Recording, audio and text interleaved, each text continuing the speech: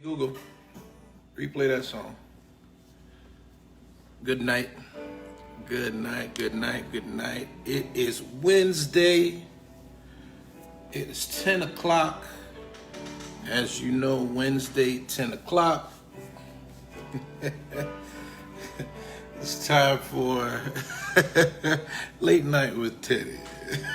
I don't know. We still try to figure out the stuff here. Anyways, as you come in, you know why we do. You know how it goes. Tag someone. We want to talk to. We want to talk to and about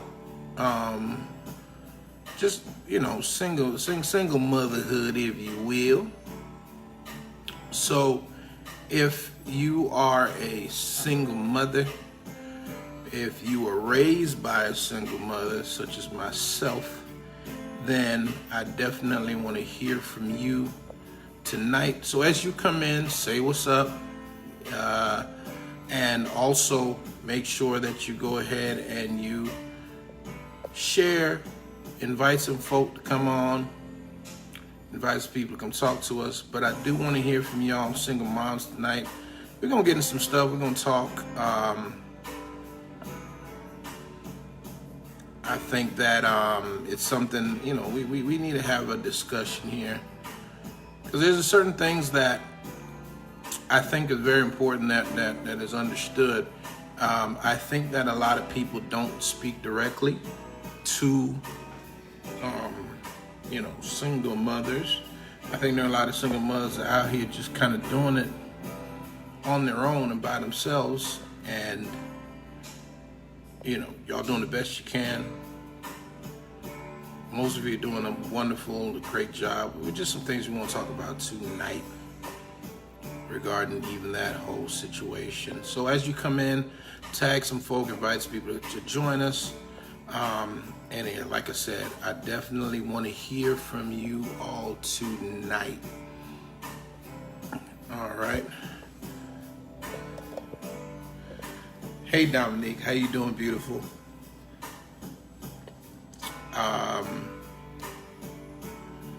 Like I said, as you come in, just say hey, say hi, so I know you're there, and invite some people to come on and join us. All right, so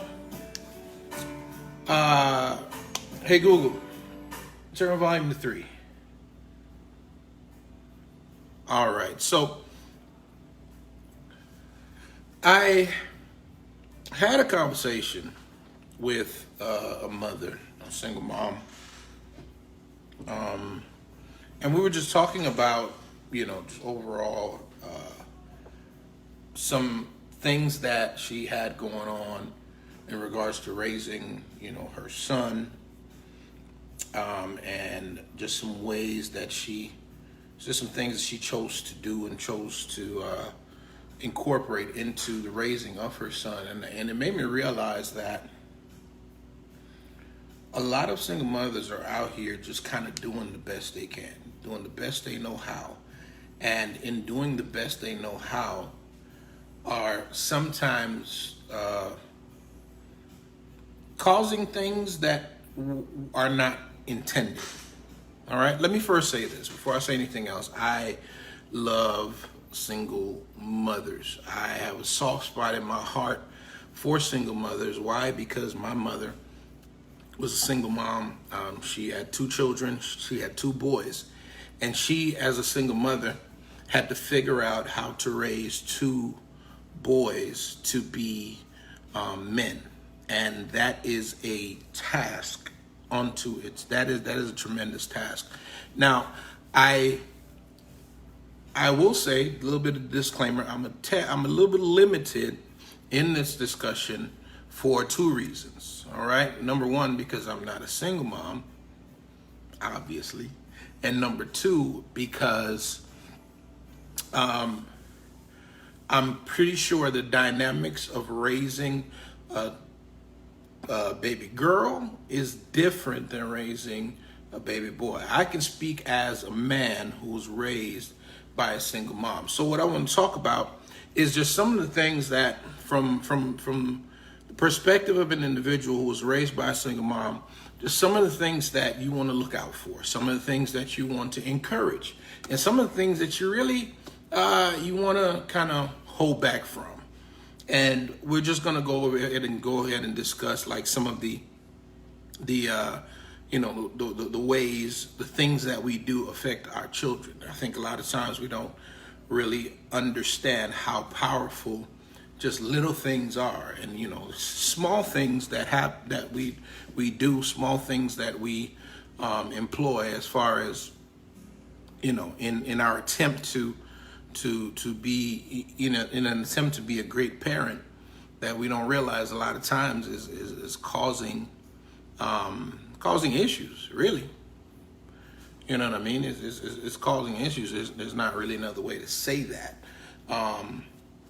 But we want to get into that a little bit tonight. So I definitely want to speak to directly a single mother, or a few single mothers, if y'all don't mind coming on and talking to me just a little bit, so we can hash some things out.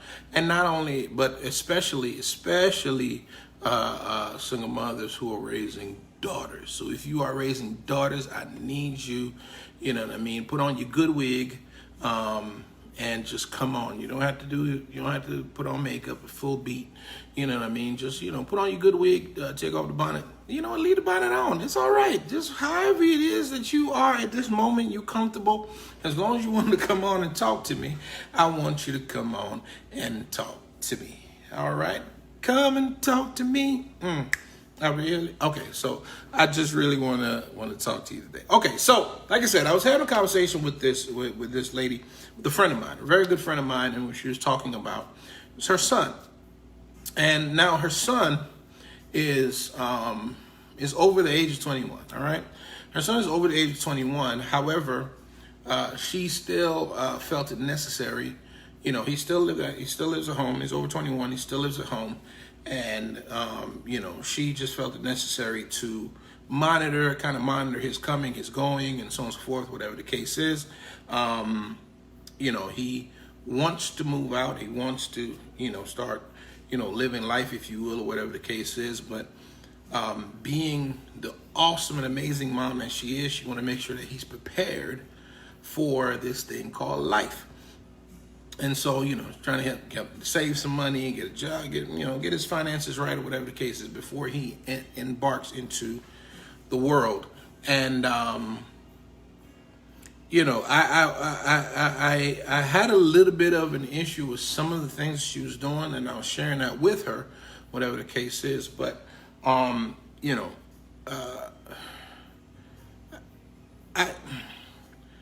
had an issue with it because I know what it brings. I know what those things promote, right?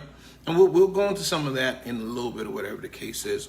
But one of the things that she said to me that just really prompted this whole conversation that we're about to have, that really just kind of it hit me a little bit different. She said, I'm a good mom because he's not in jail. And he hasn't gotten anybody pregnant. And I was, when I heard that, I was like, that there has to be, or there needs to be, a greater criteria for the quality, to judge the quality of your parenting, than them not being in jail and them not getting anybody pregnant, or for the young girls not being pregnant. I think a lot of us, we, one of the things that I know is a lot of single moms know the drawbacks and the struggles of having a child too early. What is too early? Well, before you're kind of stable. Let's say before you're stable is when it's too early to have a child. Let's just go with that. Whatever age that you have some form of stability, wherein which you can provide a child with some sort of stable life, a roof over their head, food on the table, clothes on their back. If you can provide those things, then I don't think it's too early. But if you yourself are still trying to figure out roof over your head, clothes on your back, food on your table, then it's probably too early to have a child. But like I said, it's children are one of those things that not many people are ever ready for, but when they come, you figure it out, right? When they come, you figure it out. I've seen it time and time again. I remember this one young lady, she got pregnant. She was talking to me. She was like, oh, my life is over. She's like, my life is over. I can't believe I allowed, because, she questioned the quality of the fatherhood, of the father in the situation, which, I mean, based on who the father was, I questioned it too. But and there's just another thing too. Why do y'all are really bad at picking who y'all get pregnant?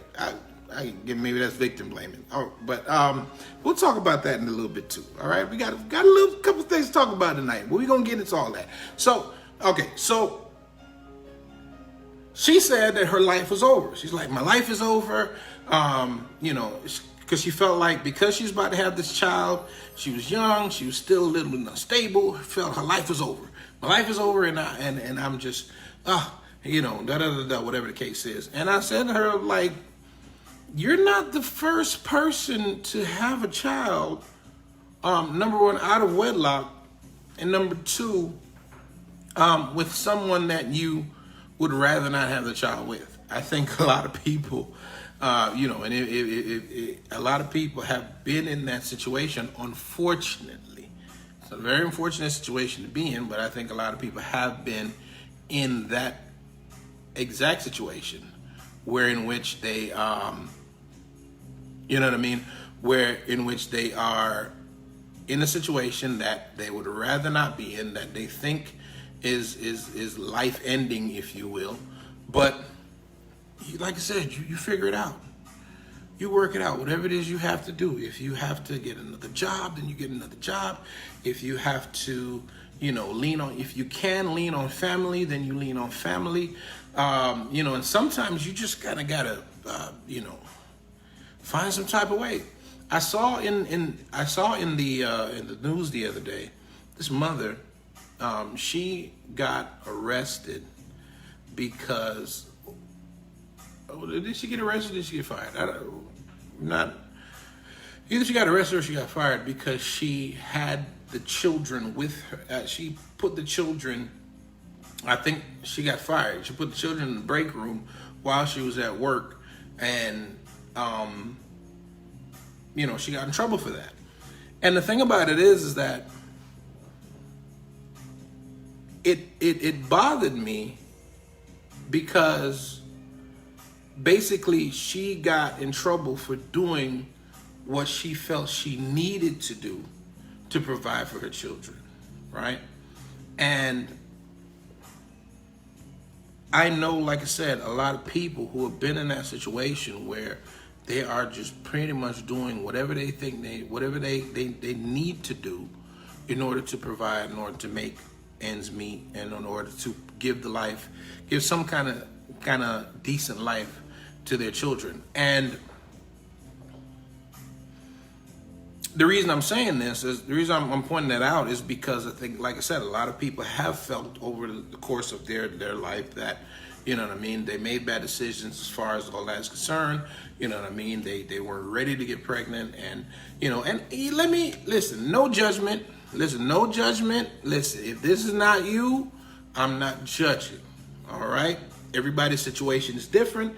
Everybody's situation is there's a saying that says every heart knows its own sorrow, right? Nobody can tell you how to feel or how you felt in a situation or the decision that you made. But anybody that has gotten pregnant before they were ready and still had the baby and raised that child, big shout out to you.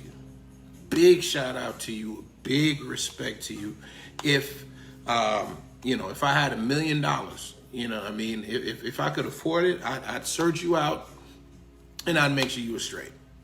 You know what I mean? Because like I said, My brother who's older than me, were raised by a single mom, and the things that I've seen her do just to make sure that we were all right it's just so inspiring. It's so amazing, and that's why I will forever have the utmost respect for my mother, number one, and the utmost respect even for, you know what I mean, single moms that's just holding it down, and I can't say enough about a single mother that's holding it down, whether or not the father is present in any way, shape, or form. So, you know, because I hear stories of, you know, even before I was born, like my brother, you know, my brother was a very active child. There's him right here. He just very active. He's an active child, moving left, right, center, whatever the case is. But there were so many times where my mother would go hungry for that night to make sure that her son ate. You know what I mean? She would go hungry for a few nights in a row just to make sure that her son ate, because, you know, there was a decision between her eating and her child eating. And, you know, like any good mother, and I know most of you, you know, who are good mothers, you definitely, it's a no-brainer. Your child got to eat. You got to make sure your child's okay. So many mothers do without while their child, you know, while they're to make sure that their children are straight. And I'm trying to give you all your roses right now, because I want you to understand that there is no negativity when it comes to my thought process when it comes to single mothers. There's absolutely no negativity whatsoever. But let me say this: a lot of times it is, you know, a lot of times we unintentionally do certain things that has long-term effects that we don't even realize, right? So that's where we got to be. That's where you got to be careful. So once again, speaking as a man who was raised by a single mother, and I will say, let me say this before I say that, my mother was able to raise two manly men. I'll say that, two manly men. Ain't no sugar in the tanks nowhere.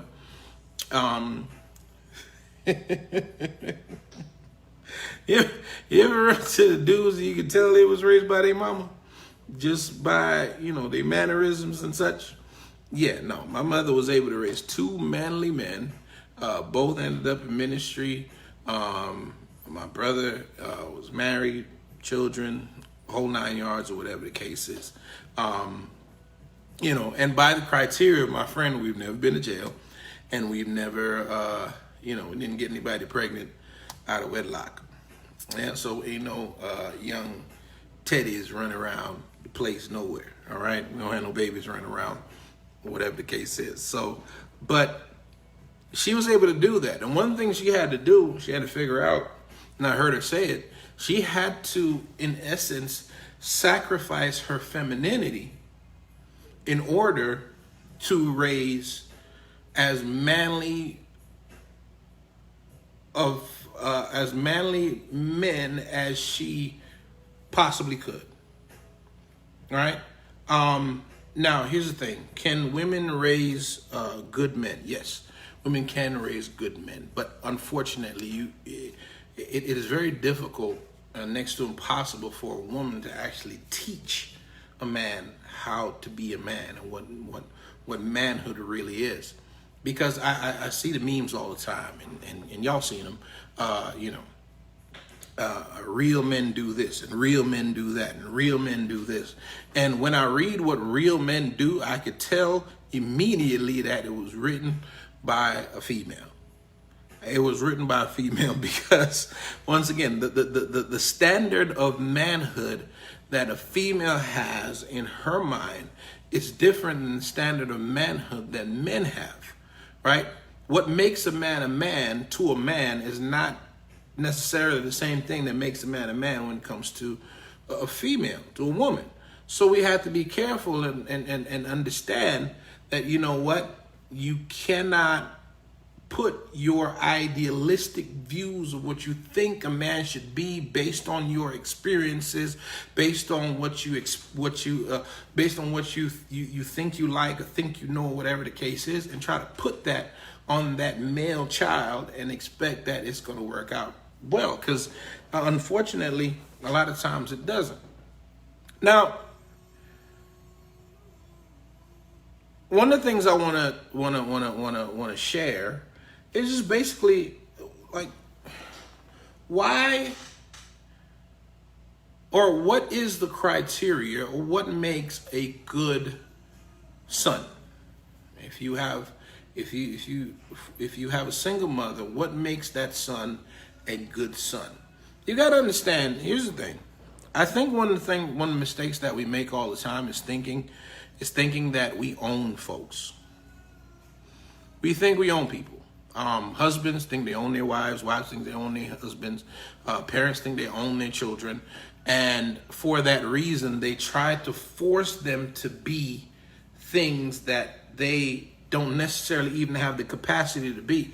From a relationship standpoint, I talked to you all about, the woman who was trying to take a plumber and turn him into a president.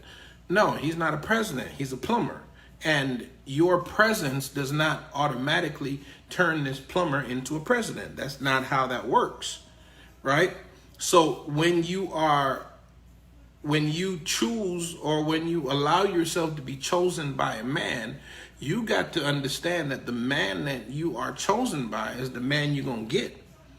I think a lot of times people choose individuals thinking they can better them or they can do more with them, or if I'm in your life, then you're going to be this great individual, when the greatness is just not necessarily it's not in there. You know what I mean? Or the greatness that you think is great is not in that individual, right? So now it's the same thing when it comes to the youngins. I see a lot of times, and like I said, I talk to a lot of single moms. Got single moms around me all the time. When it comes to that youngin, I see like a lot of times you're trying to make that young person into what you think they should be, and that does not. It's only works to frustrate yourself.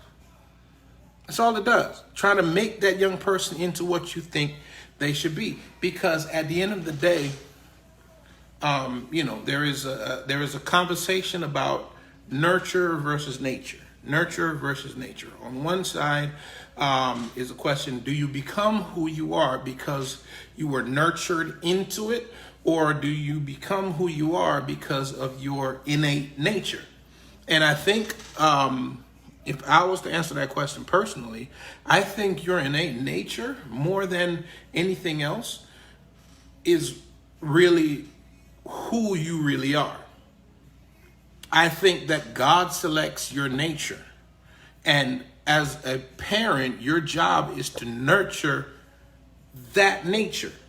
As a wife, you're a helpmeet, right? You're a helpmeet. Your job is to help that man be who he is. Not make him something else.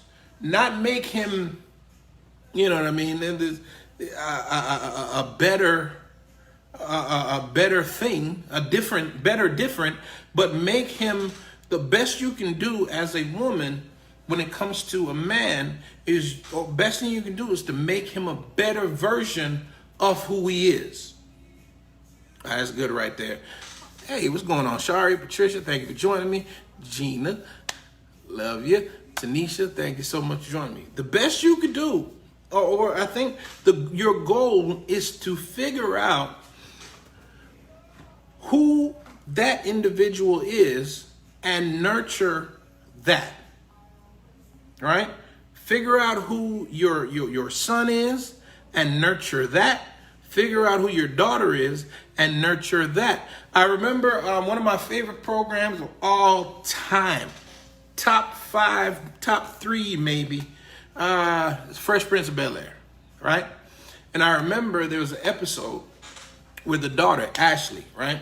She was in tennis. She studied the violin. She studied dance. She had all the stuff that her parents put her in so that she could become, proficient in one of those things, right? It's one of my favorite things, one of my favorite shows. But it got to a point where now, Will, the main character, Will comes in and she tells Will, you know what, I really don't like these things. So Will decides to buy her a drum set. And what happened now is the parents kicked off, because the parents are like, how do you, sacrifice the tennis lessons and the violin lessons and the dance lessons to play drums? And she was like, well, I don't really like tennis. I don't like violin. I was just doing that to make you happy. And I think a lot of people end up doing things to make their parents happy. You do things to make your wife happy. You do things to make your spouse happy and your husband happy. And it's really not part of your nature. And it was funny because, Will was backing her up. And watch this. This is good right here. Will was backing her up. Comes backing up because he bought her drums and he figured, she loved the drums. She's like, I don't like the drums either. And he was devastated. And I think what happens a lot of times is that we become devastated when the individual that we think belongs to us and that is our responsibility to make into something doesn't become that thing that we want to make them into. The reason is because it is not your job to make somebody into something. It is not your job to make your daughter into something or make your son into something. A lot of us, especially from the islands, we want to make our children into doctors. We want to make our children into lawyers. We want to make we just feel like the best thing, we know what is best, because a lot of times it's because, as you grow up, you realize that you had opportunities that you missed out on. And you missed out on it because of your youth, because of, the fact that all young people are stupid. And not stupid because they have a lack of learning. It's just stupid. All young people are stupid just for the simple fact that, they don't have enough information. They haven't lived long enough to be smart, is what I'm saying. Right? So we look back at it because you get to a certain age, you look back and you think, you know what? I missed those opportunities, so I'm going to make sure that my child doesn't miss those opportunities. Right? Oh, thank you very much. Thank you. I had to touch it up for y'all tonight. Thank you, Beer Game on point. All right, so, but we look back at it and we try to make our children into a thing that is not even in their nature. It's not even in their nature. It's funny because now listen, there are not many mothers that can rival mine. I promise you, there are not many mothers that can rival mine. When you talk about like almost a near perfect mix of love and discipline, near perfect, I have to say. Near perfect. I know for me personally, you know what I mean? I was, as a child, I was too lazy to get in trouble. You know what I mean? I didn't do much of nothing. I barely wanted to go outside. I went outside because everybody else was outside. But, I was cool in the house. But the mix of love and affection, and discipline was near perfect in my opinion. Right? Reason being, I think it was near perfect because I'm just an awesome human being. I love who I am. I'm really impressed by me personally, right? You may not feel that way. No, don't get me wrong. I got issues and problems just like everybody else. I got traumas and all sorts of stuff just like everybody else. But I feel like her raising was near perfect. I really do. I genuinely feel it, and I will say that to anybody. Obviously, I'm saying it on the internet. So, but there are still some things that were done that later on I realized affected me way deeper than I would have ever imagined. Right? For instance, I'm gonna share some things with y'all. Like I said, it's not in criticism. I'm not criticizing whatsoever. I'm just saying that, when you were not, when you got to be careful when you're trying to shape folk into what you want them to be. Hey, Kim, how you doing, baby? All right. So, for instance, I remember when I was a child, right? When I was a child, I used to tell my mother every time I was feeling some type of way. If I felt sick, any way, shape, or form, whatever the case is, I would share that with her. And one day she was like, just casually, she didn't mean it. It wasn't something that she necessarily meant, or there was no ill intent behind it. She was like, oh, stop being a hypochondriac. And I was like, hypochondriac? Like, what is a hypochondriac? A hypochondriac is an individual who invents sickness in their mind. They claim sickness that they don't even really have. So a hypochondriac is one. Y'all ever seen what's that show with the lion and the giraffe and the hippo? I like to move it. You like to move it. What? Madagascar. That's what it is. Madagascar, the giraffe is a hypochondriac, right? Individuals always feel like something is wrong. They just thanks, Skip. They always feel like something is wrong. So when that was said to me, like immediately I stopped telling her what was wrong with me.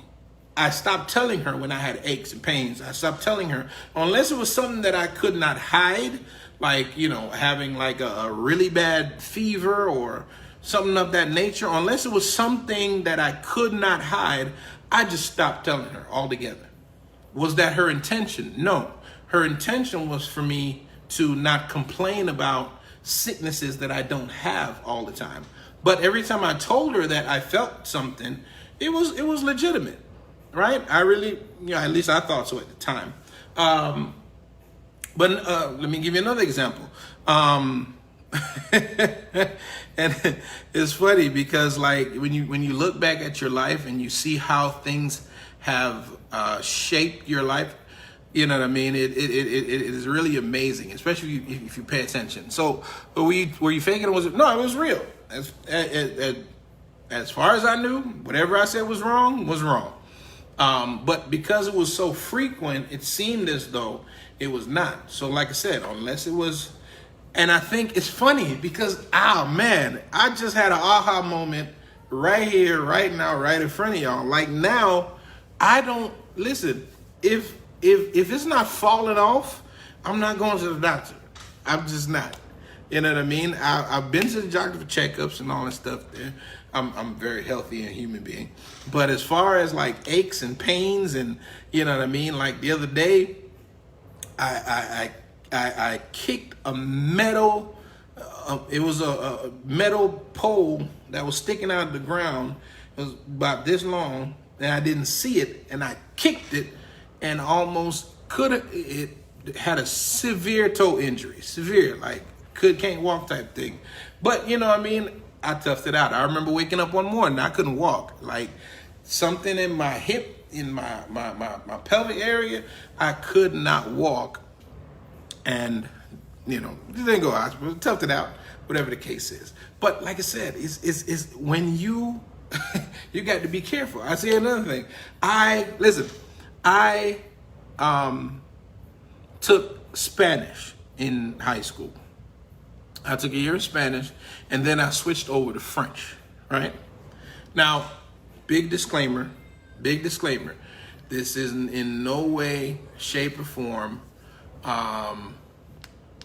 meant to diminish anyone's culture whatsoever, right?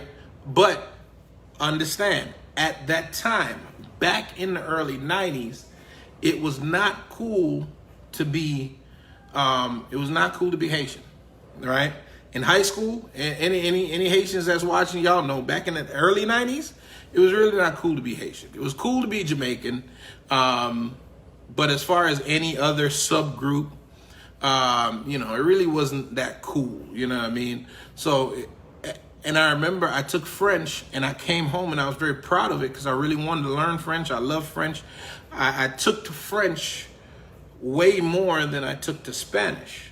Spanish was a lot harder for me than French was. And I took to French and I remember coming home and, speaking French very, just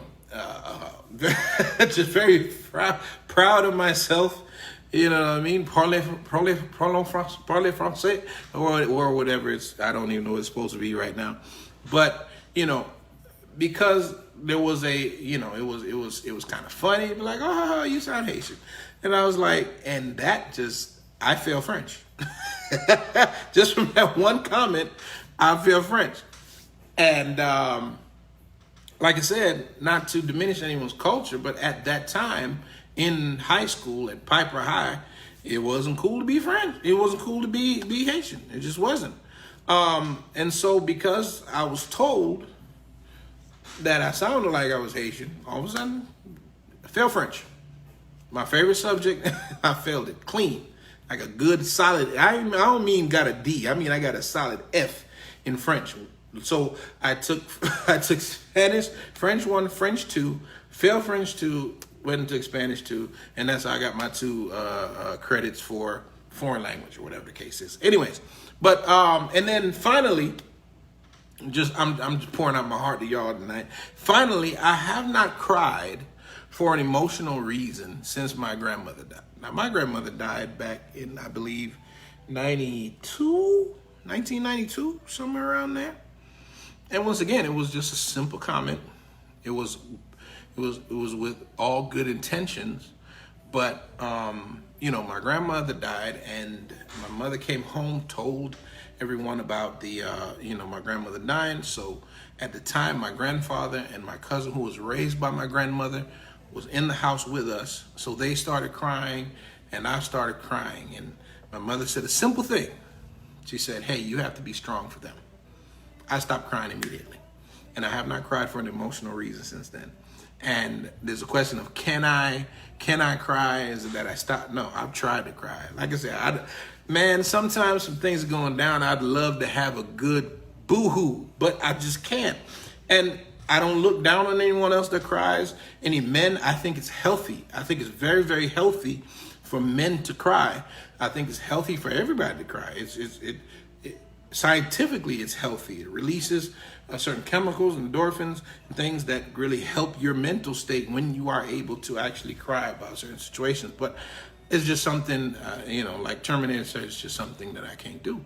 And all with good intentions, right? So there are other things that we do with good intentions because we feel like it is our job to shape the lives of the individuals in our vicinity.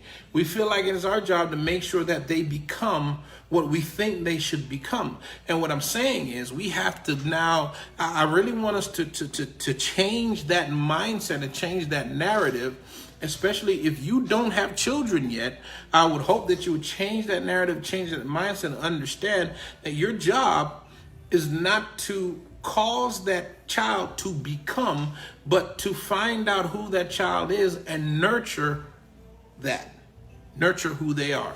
Like I said, just and it goes, and it's something that travels into adulthood and into relationships, because I think a lot of times that's why there are so many struggles in relationship, because we're not willing to accept people for who they are. We think folks should be a thing, and you know, we see, I talked about it, dating potential. One of the videos we talked about dating potential. We see potential in in individuals, and because we see potential in that individual, we feel as though we need to bring that out. That's my job. We take it on as a personal task, personal challenge to bring out the potential that we see. So now this plumber is going to be president. Why? Because I am... You just frustrate yourself. It's really what it is. Now, here's the thing. One of the things that is very difficult for a woman to do, like I said earlier, is to raise a man. It's very difficult. It's not an easy thing. Can you raise a male? Yes. Can you raise a male that is not, you know what I mean?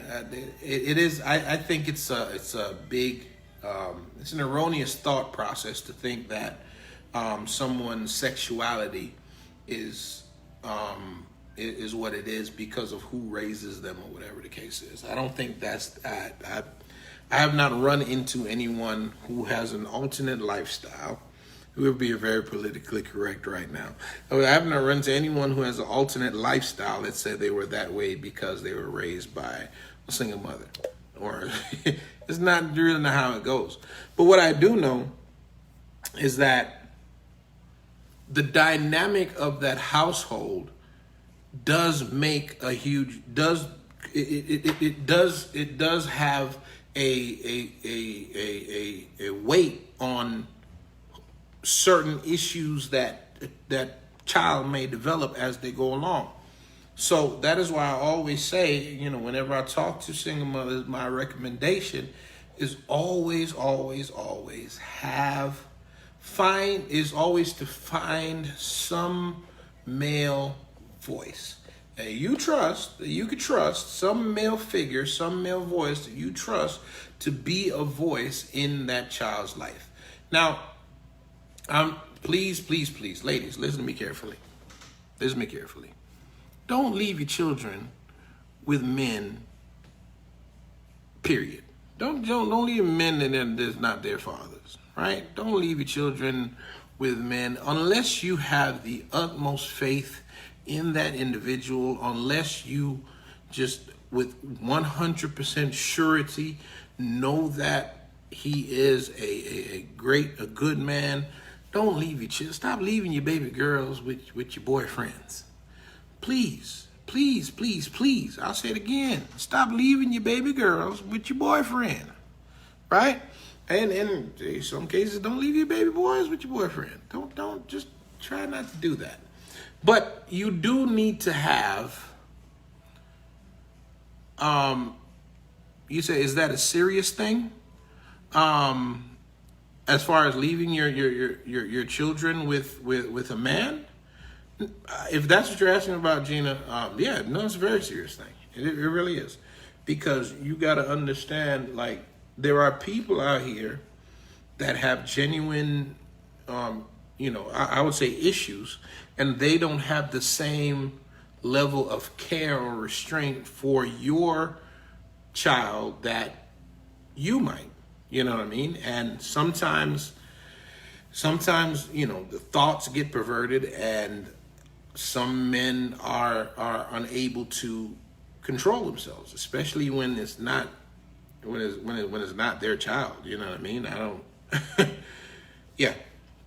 But you do need to have a male voice in the life of your child, right? You do need to have a male voice in the life of your child. Like I said, anytime one of you mothers who are raising daughters, specifically, if you're raising a daughter and you want to come on and talk to me a little bit, I would really, really appreciate it. All right? If you're raising a daughter and you want to talk to me about it, I really appreciate it. And even if you're raising a son and you want to come on and talk to it, let's talk about it. You do want to have a male voice, some male figure that you can lean on when it comes to raising these children. Reason being, because your job as a mother is to nurture, right? Like I said, not to create, but to nurture. And I think that's the problem, because because you birthed that child, a lot of times you feel it's your job to make them into. No, it's your job to nurture who they are. Hey, Kiel, long time no see. Antoinette says, I think Shane is the only man I trust with. Oh, love you too, sis. All right, so, but you need to have a male voice in the life of a child. Reason being, I'm going to tell you why. Women, your job is to nurture. But what a man gives it is very difficult for you to give. And I know, somebody gonna feel some type of way. They might want to fight me on it or whatever the case is. But what a man gives that you just are not equipped to give, ladies, is identity. Is really, that's something that just based on our mental makeup, based on our biology and our physiology and all of that. So it is good to have a male voice or a male figure, especially when those children become teenagers. Especially when they're preteen teenagers, you want to make sure that you have a male voice Uh, you want to make sure that you have a male in their lives, and that male can be any male. Whether male, here's recommendations for good males to have in the life of your children. Number one, a coach. Coach, especially if that child is interested in football or basketball, you know what I mean? Go to the coach. Ask the coach basically if they will help you, right? Go to that coach and ask that coach if they will help you. Find out if it's okay if you call them to talk to your son. Let me speak for the sons. I'm advocating for all the sons right now. Daughters, y'all can tell me, we can talk about for you, especially for your son. Get a coach, and go to that coach, mother. It's your job to make sure that there's a male in his life. Go to the coach, right? Go to y'all. Okay. Go to the coach and say, hey, is it okay if I call you if something is going down or whatever the case is? Here's the thing. I teach martial arts. And there are a few parents who, when their son is acting up, they call me. And I get on the phone and I straighten that boy out. And if I got to go over there, I go over there and I straighten that boy out. Right? Now, Lakeisha, you asked the question, is this assuming the biological father isn't in the picture? I will say yes and no. The best voice, the absolute best voice, let me advocate for the absolute best voice that you could have in the life of your child is their father. All right? Whatever your personal issues are, whatever that's you and him. That's not him and the child. Let's get that straight.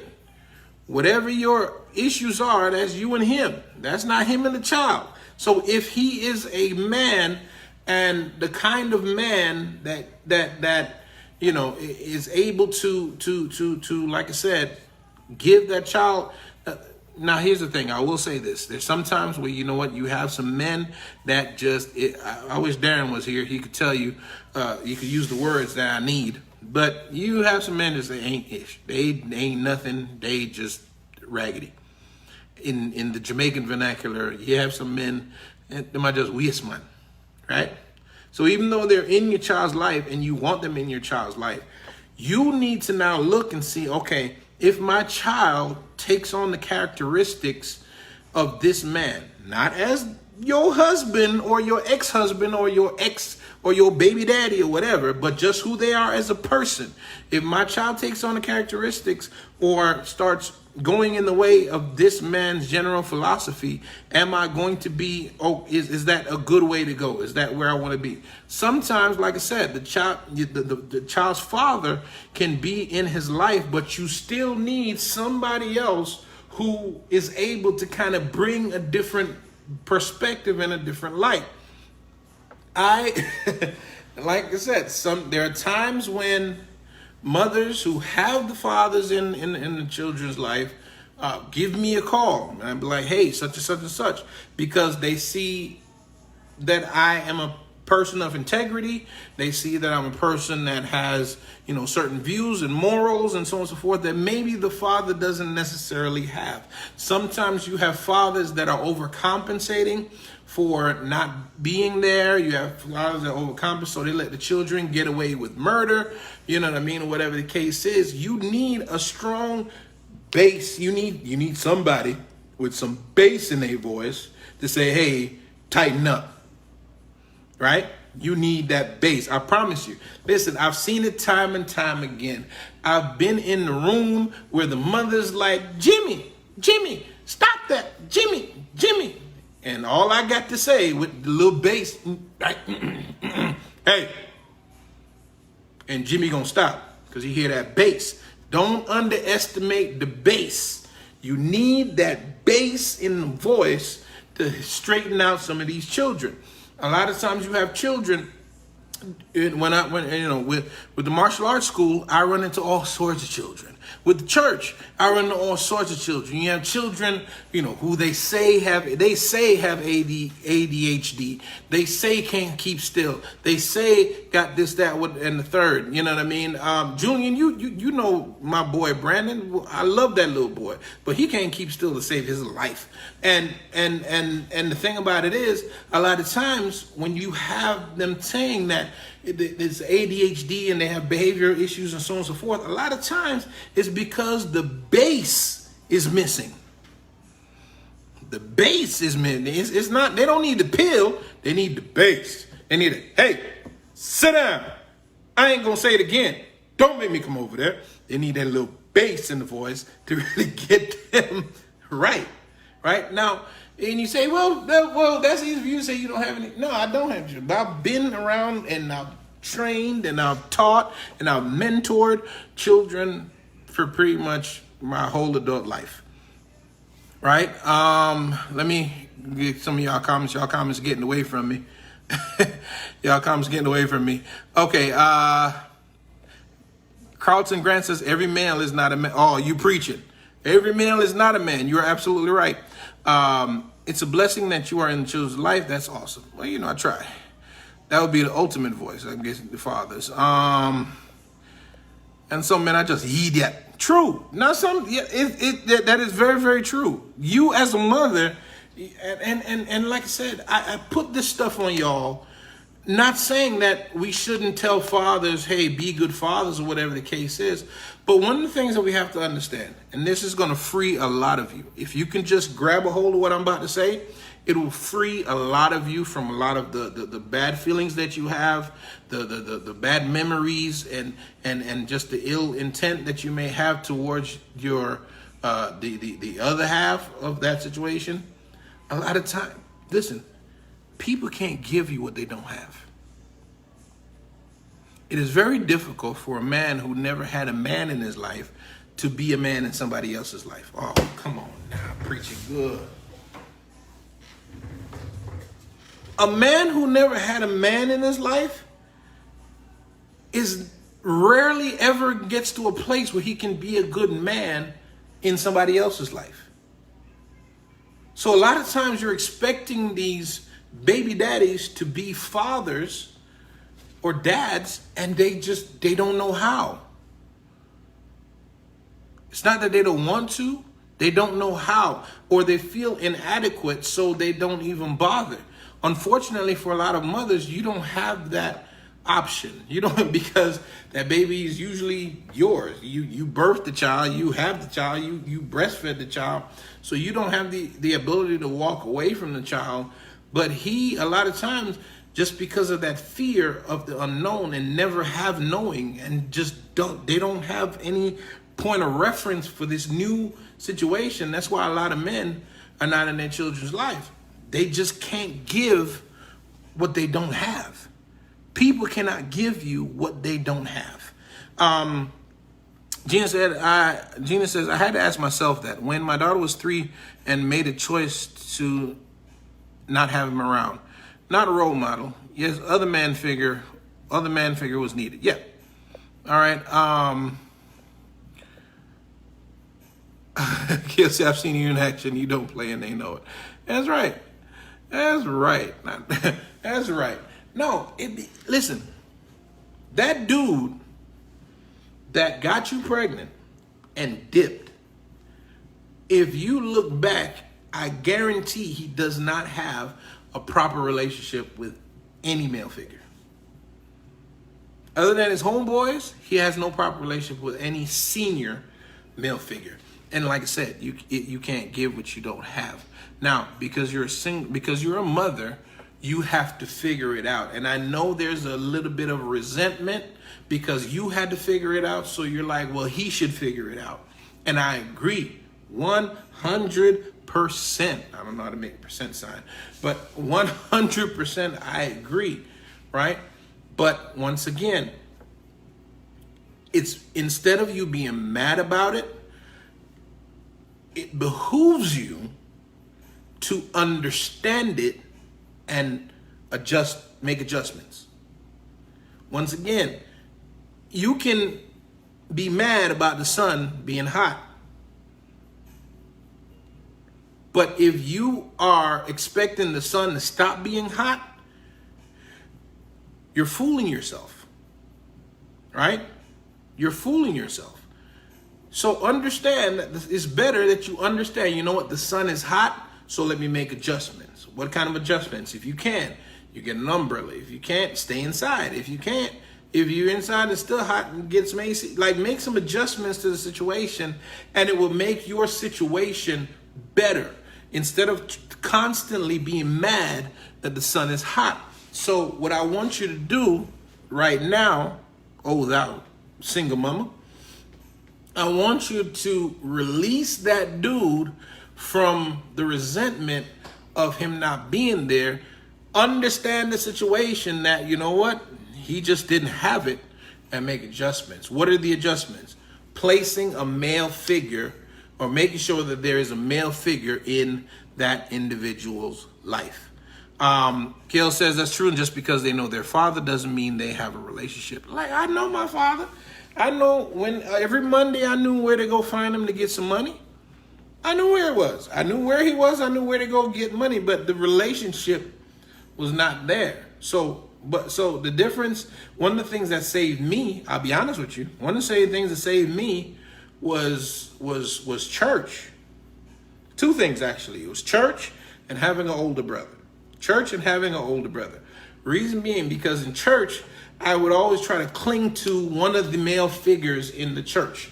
I would get disappointed a lot, don't get me wrong, but, you know, it adds up over time.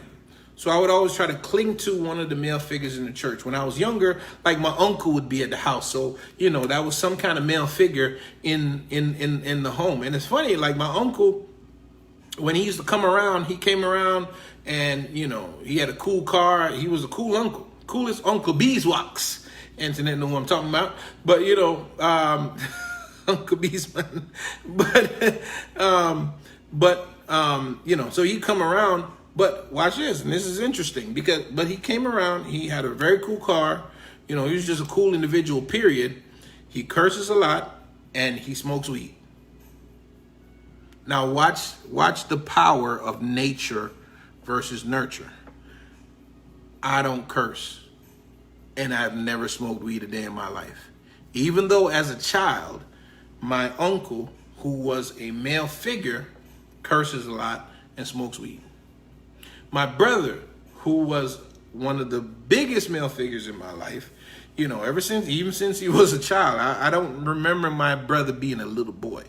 I don't remember it, because when I was 3, he was 10, he was getting me dressed, taking me to church. You understand what I'm saying? Like mentally, I can't picture him as a little boy. To me, he was always grown. But one big male figure in my life, my brother, he tried every drug under the face of the earth. God delivered him from that. He became a pastor, and a great pastor at that, great preacher at that. But, you know, once again, nature versus nurture. I've never tried drugs. Never. Most I've done is I've tried cigarettes, and I didn't care for it much. I didn't see the point in it. I've never tried drugs. So a lot of times we you know, it's not even necessarily about trying to pick the perfect male figure. It's not really what it's about, but it's about having that male voice in that child's life some way, somehow. Karima, hey Karima, how you doing, love? It was good seeing you on Saturday. You know, get on that mat, work it out. Okay, so we are responsible for choosing what kind of parent we will be. Man has to choose, woman has to choose. No matter the history you were born into, you all have a choice to make. Yeah, don't get me wrong, it's all a choice. There are a lot of individuals who have had no relationship with their fathers that became amazing fathers, right? There are individuals that have no relationship with their fathers that became great father figures, such as myself. I think I'm a father figure to a lot of folks, but I'm not a father. Yes, Antoinette, not even weed. Yeah, I've never tried it. Agreement says the male figure in the life of the child has to be chosen with discernment. Do your due diligence on that person. Yeah, definitely. So you want to make sure that, like I said, I was giving you some example. A coach is a great male figure to have in the life of your child. Like I said, they don't have to be a perfect individual, but get that coach involved, right? Let him know that you want him more involved in the life of the child. Coach is good. A pastor or a youth leader, once again, make sure that you like Karima says, you have a level of discernment towards that situation. But, a pastor or a youth leader is a good person to have in the life of that child, wherein which, once again, as a mother, your job is to go to that pastor or that youth leader, bring that child around that pastor or youth leader. Like I said, one of the things that I remember, there was this, I have this little boy, ever since he was a baby. When I met him, he was a year old. And I remember, when I met him, he had, funny enough, at a year old, he had behavioral issues. Ask me how. At a year or 2 years old, he had behavioral issues. And his mother allowed me to come in and curve that. And, I applied discipline. I'm on live, so I won't tell you exactly what it did. But I applied discipline to that, let's call him a 2-year-old, to that 2-year-old. And it's something that he remembered, even to this day, the discipline that was applied to the situation, right? And it was to the point that throughout his childhood, whenever he would act up, all his mom had to do, because she allowed me to be a part of his life even as an infant, all his mom had to do was call me and, once again, put that bass in the voice. Hey, what's going on? And he would straighten up, right? Fast forward, he becomes a teenager. And of course, teenagers, help Jesus. Teenagers, just the smartest idiots you ever run into in your life. Anyways, when he became a teenager, he started acting up again, whatever the case is. Now, at this point, he was no longer a part of the same ministry that I was a part of. They, moved away or whatever the case is. But I still opened the door. I was like, hey, bring him. We had the dojo. We're like, bring him to the dojo. She brought him a couple times. Oh, yeah. Oh, he said he didn't want to come back. It's like, how does he get to decide that he don't want to come back, especially when you're bringing him because he has behavioral issues, right? It was too much to bring him. She couldn't figure out, and all these excuses as to why she could not bring him. I'm like, okay, can't bring him to youth night. We had a youth night every Friday night. Bring him to youth night. Just bring him around so that I can reestablish that base, right? And she didn't. And part of the reason why she didn't, and ladies, don't make this mistake. Part of the reason she didn't was because she felt as though I, as well as other males that she knew, should have came and got him. And while if you can run into a situation where somebody's willing to come and get, that's beautiful. But no, that's one of your biggest responsibilities. Bring them around. If you don't want to go to church, bring them to the church house. If you don't want to, find a way to get them a part of the sign them up for the football team, or or like I said, figure out how to get that male voice so that it can help to not only curb behavior, but also help to propel them into figuring out who they want to be and finding their own identity. You got to do that. You just have to. You just have to. Because the thing about it is, ladies, a lot of time, you got to understand this as well. That male figure, hopefully the father, hopefully, but that male figure also gives that little girl identity. A lot of times, most times, you realize that the woman, the man that you chose, think about it. Just think about it for a second. Let me know if I'm tripping. You realize that the man that you chose a lot of times is in some way can be traced back to the main male figure in your life. Think about it. Either he act like him, or he somewhat look like him, or he has characteristics like him, or, there's something, right? It's funny because, like, a lot of times if your dad is short, your husband, your boyfriend, you will, somewhere in there you got a short boyfriend, short husband. If your dad has a beard, you like dudes with beards. If your dad got if you got curly hair, you like dudes with curly hair. Your dad or that male figure in your life, some way, somehow, they got some kind of thing that reminds you of that individual. So, like I said, that person helped to shape your very identity. Bring your troubles bring them to the elders. Yeah, you got to. You definitely got to. Okay, that reminds me of a family member that was said that nobody comes to get her kid. I was like, you want people to volunteer to babysit? Nah, you gotta ask. And I don't know. Like, here's the thing. Individuals feel as though you owe them something. For whatever reason, I'm not sure. We feel like we're owed something from people. Feel like people owe us something. And what I've learned in my almost 40 years is that, listen, nobody owes you nothing.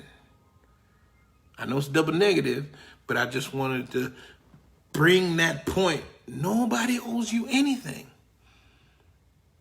Let me go triple negative. Ain't nobody owe you nothing. Right? Nobody owes you anything. No matter what you've done for them, no matter what they said or you've done, nobody owes you anything. You chose to do everything that you did, and so therefore, they don't owe you any reciprocation. We feel as though, for some reason, we just feel like because we're in situations, somebody's supposed to do something about it. Right? And it's like, you have to take responsibility for the trajectory of your life and your situation. You got to take responsibility for your situation. Like I said, my friend, the boy was going crazy, cussing her out, all sorts of stuff. And I'm like, bring him. Skipping school, about to fail. I'm like, bring him. I'm opening the door, bring him. And here's the kicker. Here's the kicker. So she didn't bring him. Things got out of hand. It got so bad that I decided, I'm going to take some time out of my day and I'm going to go talk to this young fella. So I go down, see a young fella, bring him outside, and I'm talking to him. And I'm talking to him real. Like, I'm man the boy, I'm talking to him real. Right? Man the boy, I'm talking to him real. Real and raw. Because sometimes, especially when it comes to these little young fellas, you got to tell them what's up, let them know what the deal is.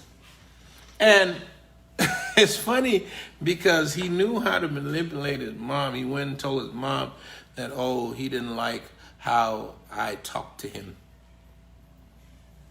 And his mama called me and said, you shouldn't talk to him like that. And you know what? I just washed my hand in that situation. Unfortunately, I had to come to a realization that, I can't help this situation. The reason I can't help the situation because, number one, mom is not willing, to bring him. Number two, mom is not willing to stand by the discipline that is instilled. Why? Because mom is trying to compensate for him feels type of way because his father's not in his life. Listen, a lot of us ain't got no father in our lives.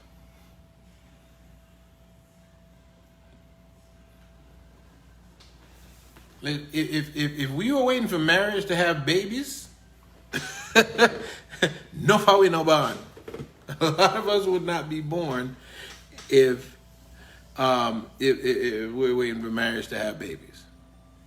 And like once again, these fathers, these fathers, a lot of them are just sperm donors, and unfortunately, ladies, you're left holding the carriage, not the bag, the carriage, so to speak. But that's the situation that you're in. Just don't get mad about it. Don't be distraught about it. Make some adjustments. Make some arrangements. Listen, sometimes you have really good men in your family that you need to make sure have a relationship with your children. Sometimes, like I say, you might have had good men in the church that you want to have a relationship. Good men at school that you want to have a relationship. You know what I mean? It's supposed to be bag, Monica. You get left holding the bag. But, more apropos to carriage. Okay, mine said, I once saw a post by one of my guy friends with children, said something like, you find out who your real friends are when you need someone to babysit your kids. I was like, you decide to have those kids, not us. The entitlement of some people is really out of this world. I have sometimes with my sister's kids. I hate saying the word kids so bad. Oh my gosh.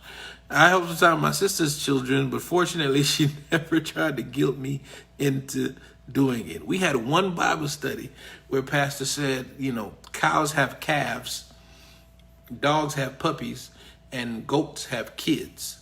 People have children, and I just don't use the word kids. I just and even reading it, this is just awkward to me. Anyways, but listen,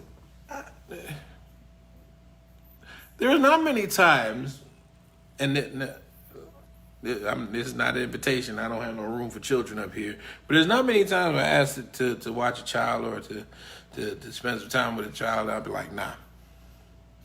I don't think it's ever happened. But being a single man with no children, I don't remember ever waking up one morning and be like, man, I really want to hang out with some children today.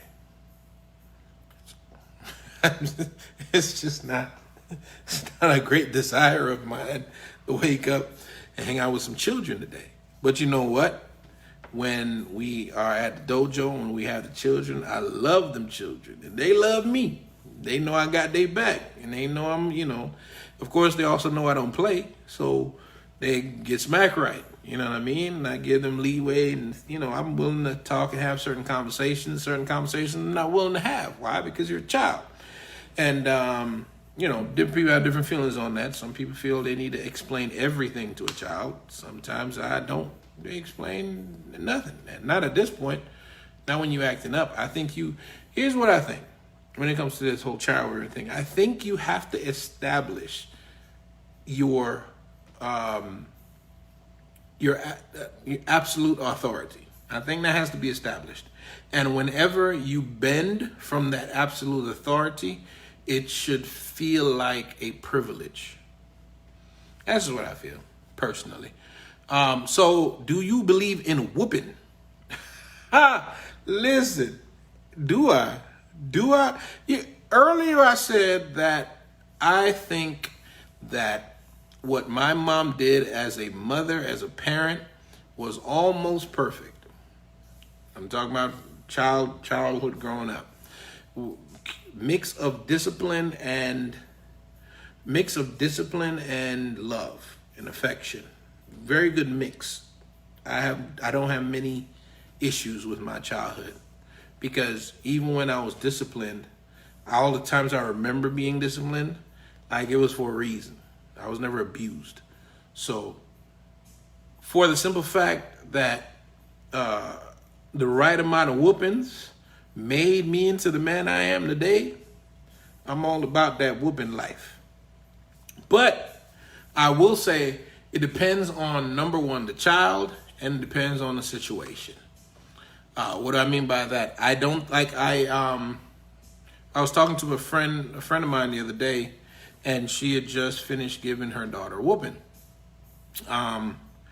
Which, funny enough, I see, that's why when I do have a child, I don't think the Lord's gonna bless me with a girl, because I just can't whoop a little girl. I can't do it. I can't do it. Because I'm gonna go back to this and I'm gonna tell you that. So because the same little boy, like I said, I met him when he was 1 going on 2, and I disciplined him at 2 years old. He never forgot it. His sister, I remember when she was going to middle school, she got in trouble, and what I did was I picked her up from school, and I was talking to her the whole ride home, and I took off my belt and I gave it to her to hold the belt all the way home. But I never whooped her though. I just gave her the belt, threatened her or whatever. But I never whooped. I just can't whoop her. I just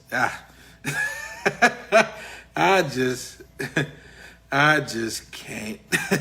Anyways, but different children need different things. My brother put it this way: every child needs X amount of whoopings. When you give too much, when you go above that X, then it's abuse. When it's go under that X, then you're also doing that child a disservice, because every child, X amount is the right amount. You just have to figure out what that right amount is. I think I got the right amount of whoopings personally. I didn't get whooped for a lot of stuff because, like I said, I didn't do much. But the things that, but there were some things that I thought I should have got whooped for. But there's things I thought I should have got whooped for that I got good, some things were explained to me. And it was way more effective than if I got whooped for it. I remember, tell y'all a quick story, I got caught with a little girl on the bed. We was hunching. About 5 years old, 5, 6 years old, we were on the bed hunching. I thought I was going to get a whooping because her mama caught us. I thought I was going to get a whooping on my life, to the point, when you thought you were going to get a whooping and you started crying way before the whooping came? It was one of them things. I started crying from in the street because I thought I was going to get the whooping of my life.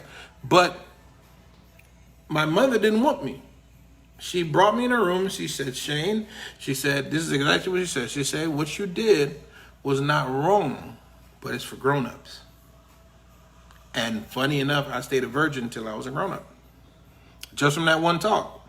I stayed a virgin all the way till I was in my 20s. Y'all. So do I believe in whooping? Yes, I do. I think good whooping is good every now. It is good every now and then. So I was telling you about my friend. She just finished whooping her baby girl. Baby girl's like 7, 8, somewhere around there. She just gave her a whooping. And I was like, why do you even whoop her? Like, you talk to her sternly and her world shatters. Like, you whooping her is is overkill. It's unnecessary. Now, you do have some brazen children that will look you dead in your face when you talk to them. Yeah, them you knock out. All right. Kel, you say you feel you got too many whoopings as a child. I don't think you got enough. You could use a couple more. Eric said, I came in at the right time, Bishop. I saw a good whooping. Ain't never hurt nobody. You absolutely right. You are absolutely right. Listen, the Bible says, this is what the Bible says, not me. I'm gonna tell you what the Bible says. The Bible says, beat the child, they will not die. That's what the Bible, I'm dead serious. That's what the Bible says. The Bible says, beat the child, they will not die. Because foolishness, another scripture says, foolishness is in the heart of a child, and the rod of correction will surely, it's a promise from God. It is a promise from God. It's Proverbs 23, right? I'll get some Bible study going. Proverbs 23, verse 13 and 14, it says, withhold not correction from the child, if thou beatest him with the rod. Just in case you thought it was a talking to. No, it says, if thou beatest him with the rod, he shall not die. Verse 14, thou shalt beat him with the rod and shall deliver his soul from hell. A lot of y'all babies going to hell because you won't beat us them with the rod. Proverbs 23, 14 and 13 and 14. Look it up. Look it up. That's what it says. It says, if you beat him with the rod, They will not die. That's what it said. That is exactly what it says. Anyways, Eric says a good whooping for those hard-headed jokers is needed. Those boys are set up different. Yeah, you're right. But it's good whenever it's time for them to go home. Yeah, you love the children, but we love them going home too. Gina says, I love children, but I love being able to give them back. Woo, that give back. That give back is where it's at. Come to Auntie, and now it's time for you to go. Uncle Shane all day. Uncle Shane all day. Nighttime, take them children home. All right. Gina says, I'll give a whooping depending on the situation. It has to be depending on the situation. It has to be depending on the situation. It just has to be. You can't just go around beating children. You can't just go around whooping them because at some point it becomes abuse. Listen, never beat your child in anger. Never discipline your child out of anger. If you are angry with your child, calm down. Then figure out if you're going to whoop them or not. Because there's a big difference between discipline and punishment. There's a big difference between discipline and punishment. Discipline corrects. Punishment just hurts. That's all it does. Discipline corrects. Punishment just hurts. And it may or may not correct the situation. So you have to think discipline first, then think correction. All right. Now, any of you mothers raising baby girls want to talk to me? If you are raising a baby girl, hit that button and come talk to me real quick. Just want to talk about just the differences with raising girls versus boys. Who want to talk to me? You're raising a baby girl, raising a girl, whatever age she is now. Maybe she's grown, maybe she's a teenager, maybe she's still a little girl. You're raising a girl. Hit that button and come talk to me. All right, so discipline, like I said, the discipline is, but sometimes whooping should be case by case. It shouldn't be just a default. I think for a lot of us island folks, I think for a lot of island people, so don't nobody want to talk to me tonight? That's what's up? Okay. Feels type of way, just so y'all know. What you call it there? I'm gonna need y'all to stop. So, anyways,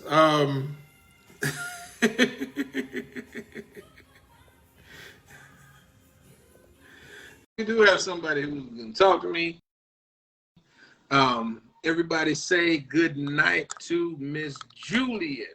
Everybody say good night to Miss Julie one time. Hit the like button, hit the love button, hit the little heart thing. Say what's up to Miss Julian one time for the one time. How you doing, Miss Julian? I'm wonderful. What's going on?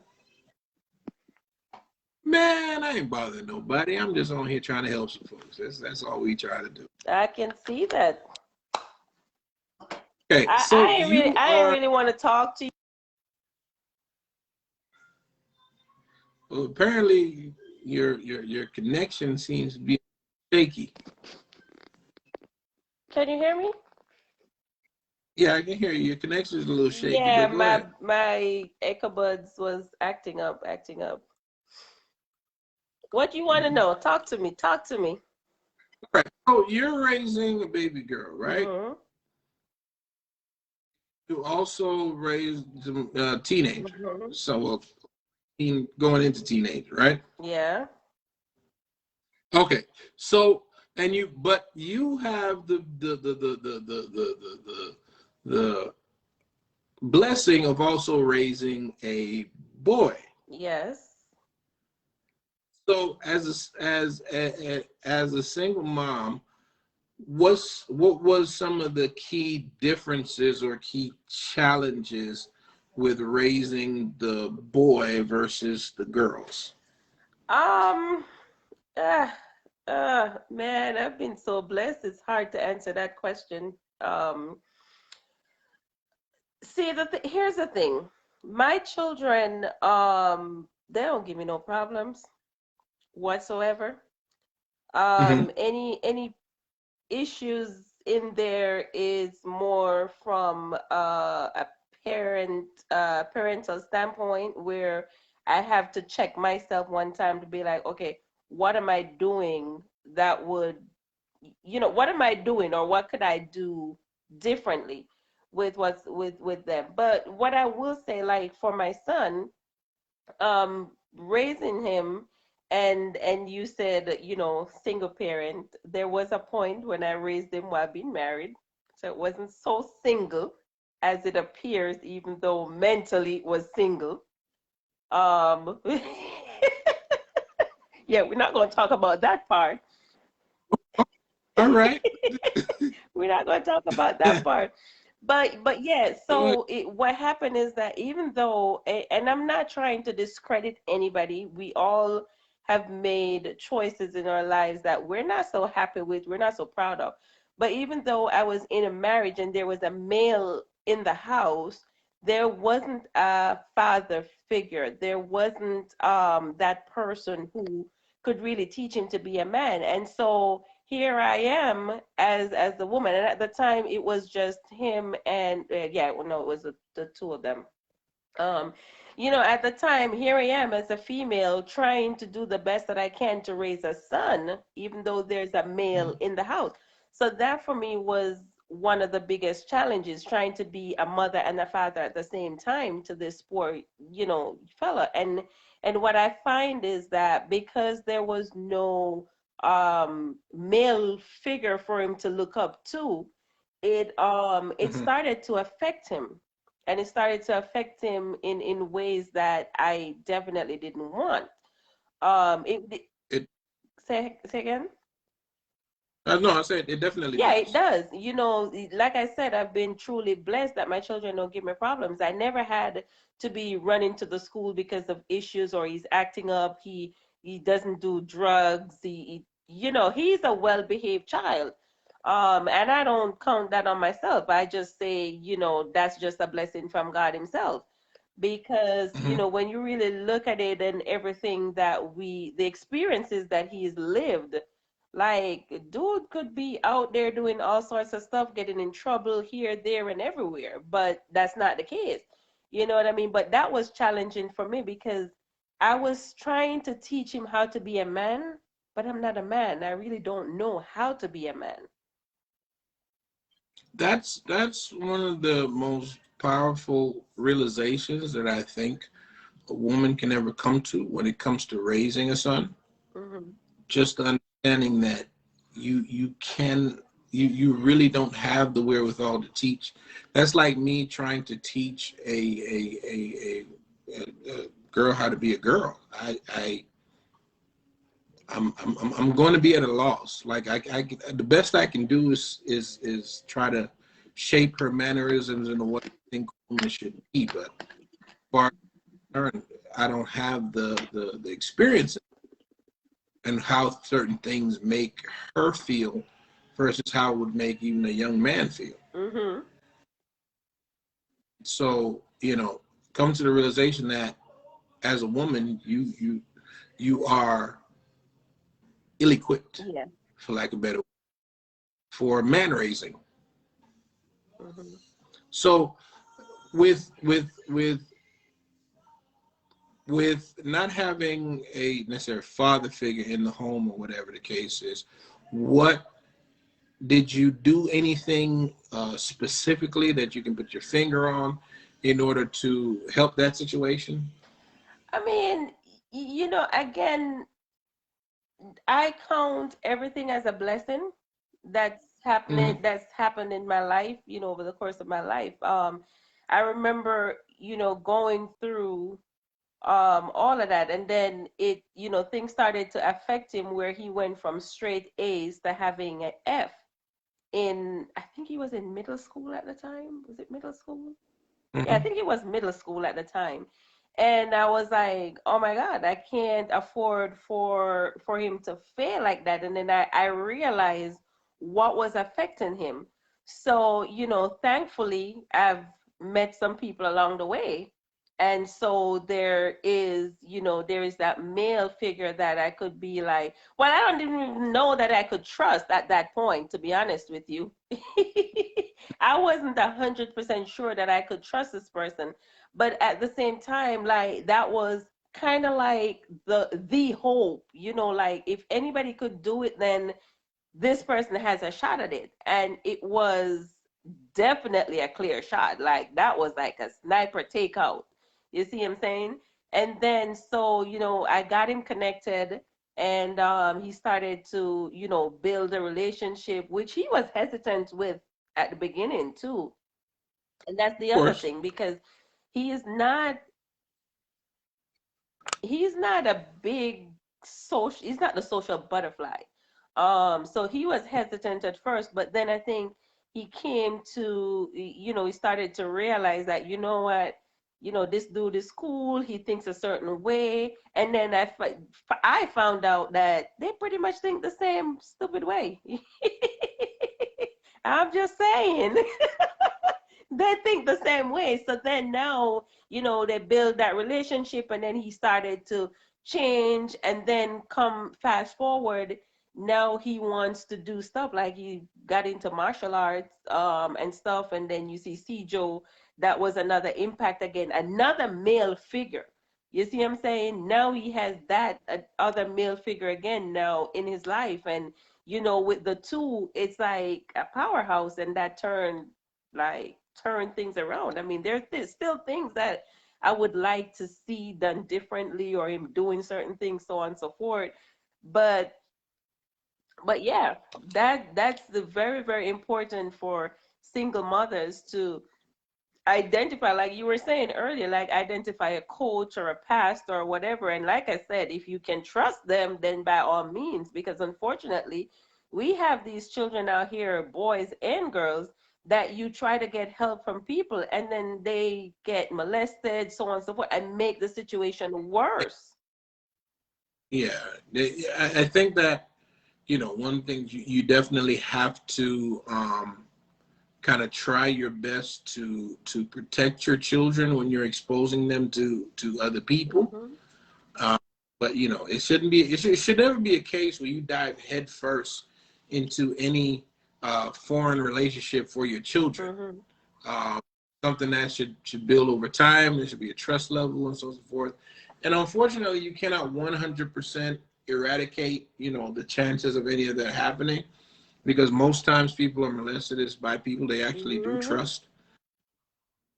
You know what I mean? But I think that you do the best you can as far as even vetting character and so on and so forth. You know what Yeah, I and mean? like someone says earlier on in a comment, there's like, I don't know if you said it or someone put in a comment, but you got to discern. Yeah, someone put in the comment. Yeah, Yeah. these determine that is necessary. And yeah, so and that's another person too. Like I said the coach, the teacher, a martial arts instructor, a sensei, a Sijo, a soke, someone, just someone who understands what being in charge is about. Mm-hmm.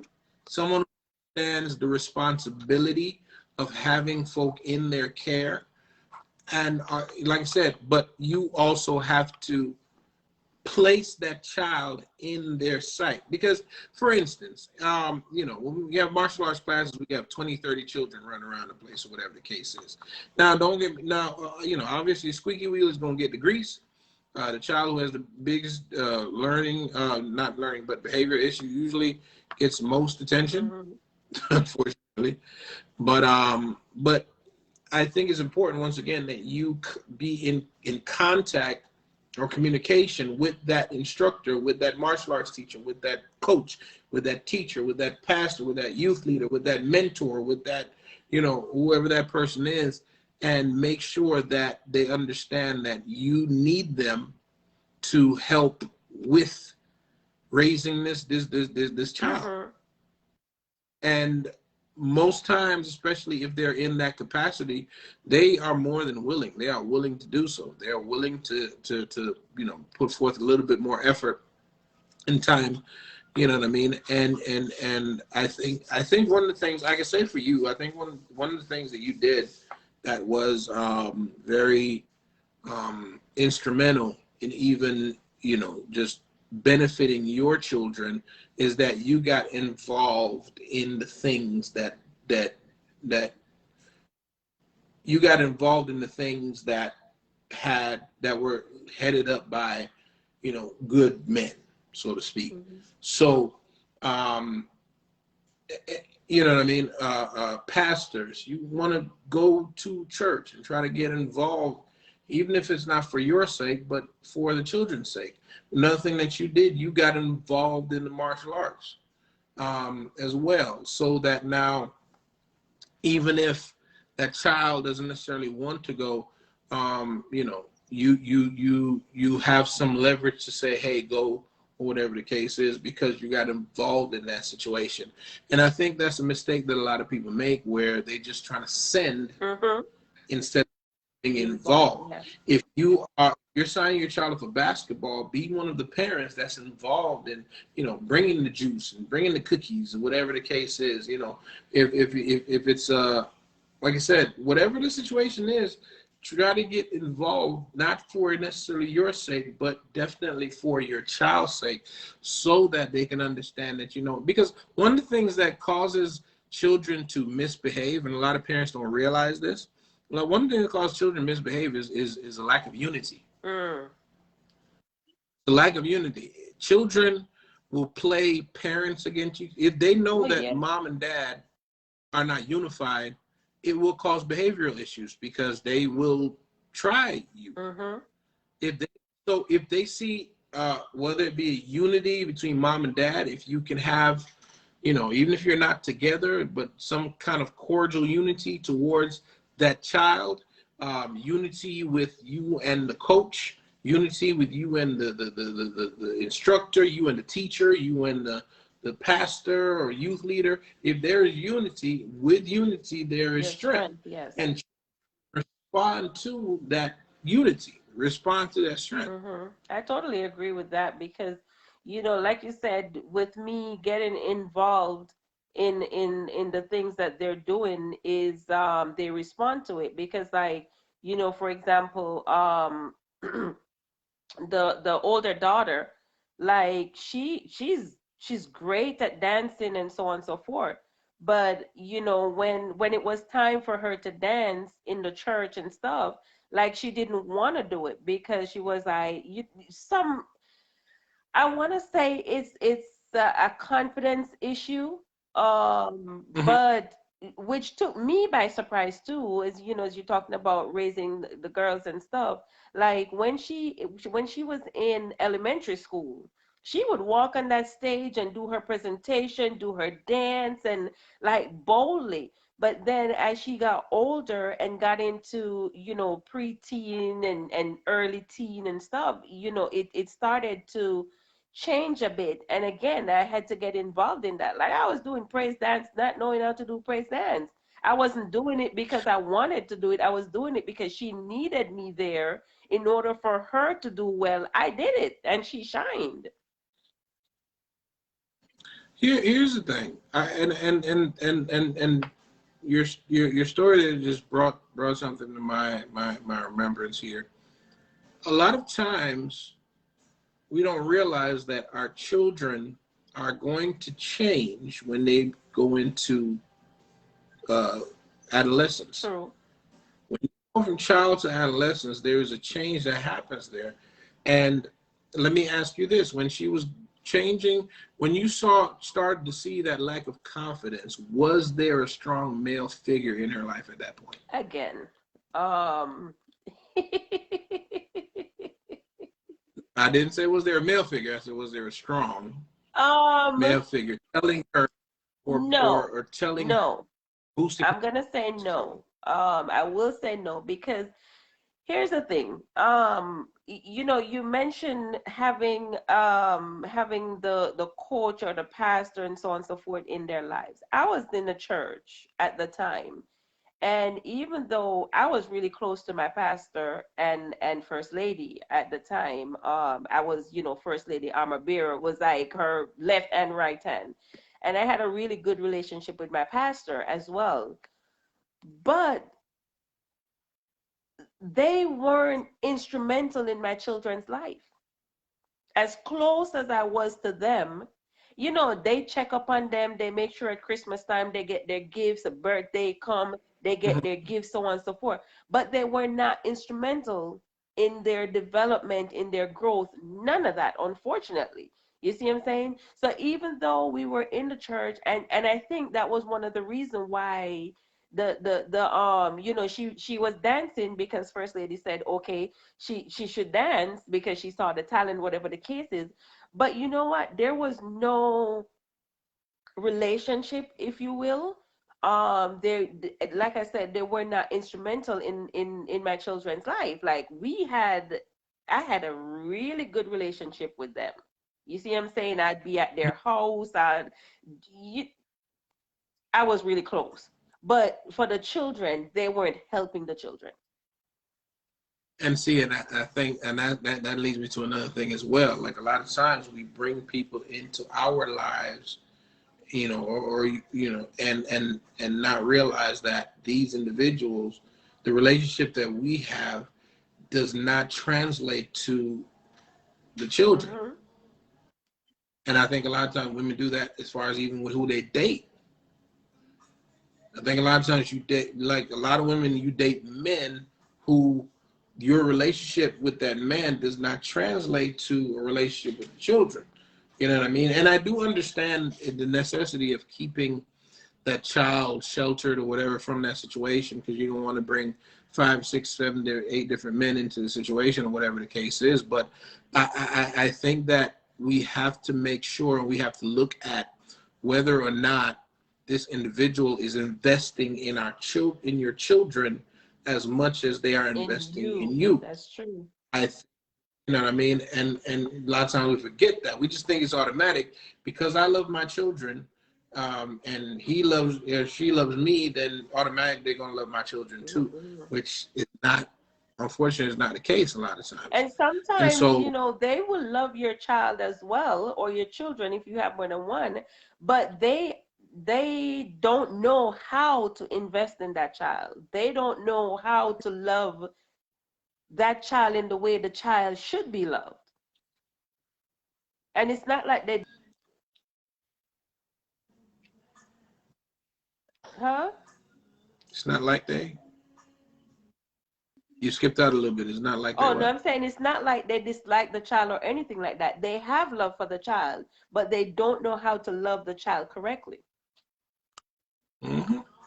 Um, Kiel says, so true. I was in the Girl Scouts. My mom was a troop leader, and my father was the tagging along.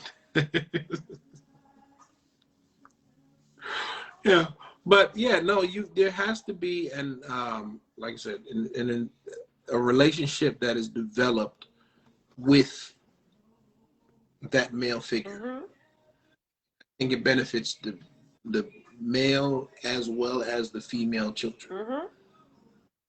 You know what I mean? So, all right. So when her confidence was not what it should be, um, and you mentioned that your son was able to establish a relationship with certain male figures or whatever the case is. Was your daughter able to do that as well, or were your Yeah, daughters able actually, to do that both as of well? my daughters were able to do that. See, here's the thing. I have amazing friends. I don't care what nobody say. The few people that I call friends are amazing. Like super amazing. I'll say that, you know. So if any of y'all in here and I call you friend, just know that you're amazing. But yeah, they both were able to establish relationship with a male figure who actually was able to be a male figure for them to look up to, a father figure for them to, you know, look up to respect, because that's another big thing. You know, if they don't Mm-hmm. have respect for this male person, he can't tell them nothing. He's not going to be able to mold them to help them to grow. You know, and I'm just like True. truly grateful, like the few males that I have in my life, like my children respect them, like respect them, you know. And even like baby girl, like I can't. The males that are in my life that are really close to me, like like there's nobody in the world like them. Like she has her favorite person, and oh, Joe is the best, and it yeah, it's just crazy. But I'm grateful for that because you know what? When when things get out of control, and I'll say out of control, not that it's out there, but when I have a situation where I don't like, I really don't want to handle on my own, or I simply can't, but I'm gonna say I don't want to. I have that person that I can call and be like, okay, well, Kylie Ray needs to talk to you, or hey, you need to talk to Leighton, or something's going on with Mona, whatever the case is, and I know that whether I'm present or not, it's handled. There's a conversation. There is something is going on that fixes whatever is curved, whatever is not going right. You see what I'm saying? So I'm just like I'm grateful for that, but I will say to any single parent is like find that person. It's not easy. It's not easy. It's not. And y'all don't inbox me because I'm not going to tell you who my amazing person is because I ain't planning to share. Yeah, I'm selfish like that. I share for the babies, but not for y'all. But no, but yeah, it's important that you identify, that person and get the children in their presence. Whether you be Mhm. present or you're not present, it don't matter, but it's crucial. It's really, really It is is crucial crucial. to their growth and development. And for me personally, that's one of the reasons why dating is such a headache, if you will, for lack of better word, Mhm. because honestly, I have a 7-year-old daughter. I have a 15-year-old daughter that's about to turn 16 that is very shapely, very pretty. Like my 7-year-old already got boobs, wearing bra with a big old badunkadunk. Like I gotta be careful. I gotta be like really careful who comes around my children. And I don't, quite frankly, I don't trust, there's not many that I trust or can trust, unfortunately. Like if I'm talking to somebody and I'm male for, and they come around my children, child, like if you hug, like Kylie's a hugger. If you hug her, I gotta watch where you place your hands, all of that, because guess what? If any little thing looks, you get cut like straight right away, Mhm. like you out of here. Period. But Yep. you know, single mothers Yeah, challenges. challenging, but it is doable. And I think if you are open to help, if you're open to just understanding your situation and working it out, Hmm. then I think it is definitely doable. But I want to say I really appreciate you coming on, talking to me. You know, thank you so very much, and make sure that you do something really really special for that fella that is helping you with them children. All right. Listen, I have amazing friends. My friend don't need nothing special. They know they're amazing. See ya. All right. Bye.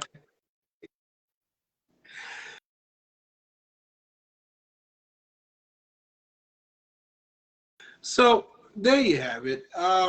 We got it up there. I think we had a good conversation tonight. And listen, those of you that are watching or have been watching, I want to thank y'all so much. I really appreciate your support and being here with me. Do me a favor, share the video, click on that notification so you know when I'm on. So I don't, I invite some of y'all to come on when I get on as well. But make sure you click notification so you know when I am on. But in closing, I want to say that, you know, single moms are amazing. You are amazing creatures, and I love you so much. And like I said, when I become a billionaire, I will be, doing what I can to help y'all out because I'm a product of a single mom, And I know that a lot of great men are product of single moms. So, let you know we love you. We appreciate you. Mother's Day coming up soon. Not very soon, but, y'all get ain't very soon at all. But, like I said, it takes a lot. It takes a lot to be a single mom and understand the situation that you're in.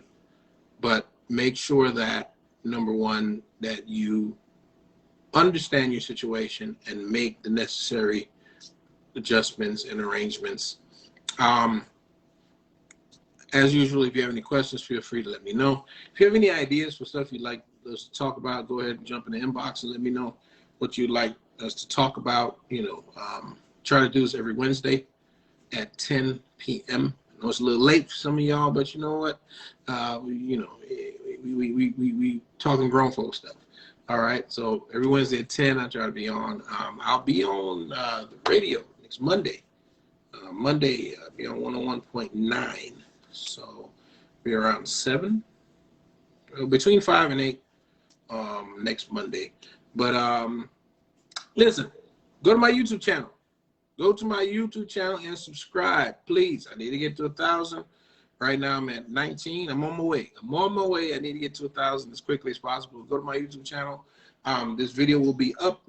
It'll be click on the YouTube link when you see it, like it, and subscribe. All right. Listen, I appreciate y'all. I love y'all. See y'all next week.